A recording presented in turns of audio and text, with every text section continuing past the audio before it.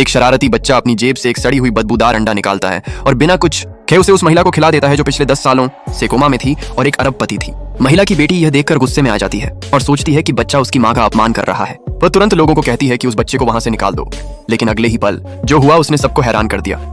Coma में पड़ी महिला के शरीर से एक सुनहरी रोशनी निकलने लगती है। उसकी नींद टूट जाती है, उसके सफेद बाल फिर से काले हो जाते हैं और वह 200 साल तक जवान हो जाती है। उसी समय सब लोग डर और हैरानी में समझते हैं कि ये बच्चा कोई आम बच्चा नहीं है।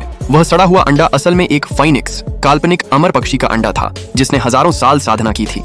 यहाँ तक कि एक कुत्ता जिसने उस अंडे को सिर्फ चाट लिया वह भी 1000 साल की साधना की सीमा को पार कर गया और एक दिव्य प्राणी में बदल गया। असल में यह बच्चा एक दिव्य संत का पोता है जो खुद आकाश में उड़ने वाला योगी बन चुका है। उसके द्वारा पाले गए पालतू जानवर भी साधारण नहीं बल्कि चारों दिशाओं में प्रसिद्ध शक्तिशाली प्राणी हैं। जैसे सफेद बाघ जो एक पालतू बिल्ली के रूप में रहता है।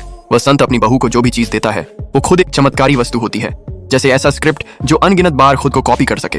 लेकिन ऐसा महान व्यक्ति रोज पहाड़ों में छिपकर मछली पकड़ता है या सुंदरियों को देखता है। एक दिन जब अचानक बादल गरजते हैं और तूफान आता है वह समझ जाता है कि आज ही वह स्वर्ग को प्राप्त कर सकता है।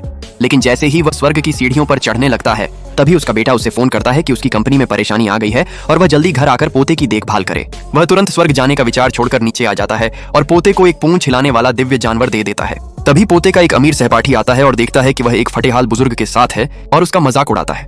फिर दिखावे के तौर पर उसे अपने नए MI ब्रांड के प्रोजेक्ट में शामिल होने का निमंत्रण देता है। कुछ ही सेकंड में वह आदमी पोते को लेकर घर लौटता है और पता चलता है कि बेटे की कंपनी को बचाने का एक ही उपाय है, ड्रैगन फैमिली की बुजुर्ग महिला को ठीक करना। आदमी कहता है कि उसकी वर्तमान शक्ति से वह सिर्फ एक पलक झपकते ही उसे ठीक कर सकता है। लेकिन वर्षों बाद पिता से मिले बेटे को उस पर विश्वास नहीं होता और वह सोचता है कि उसका पिता झूठ बोल रहा है। वह विशेष रूप से लाकर एक प्रसिद्ध तांत्रिक लॉन्गहू पर्वत के गुरु को बुलाता है।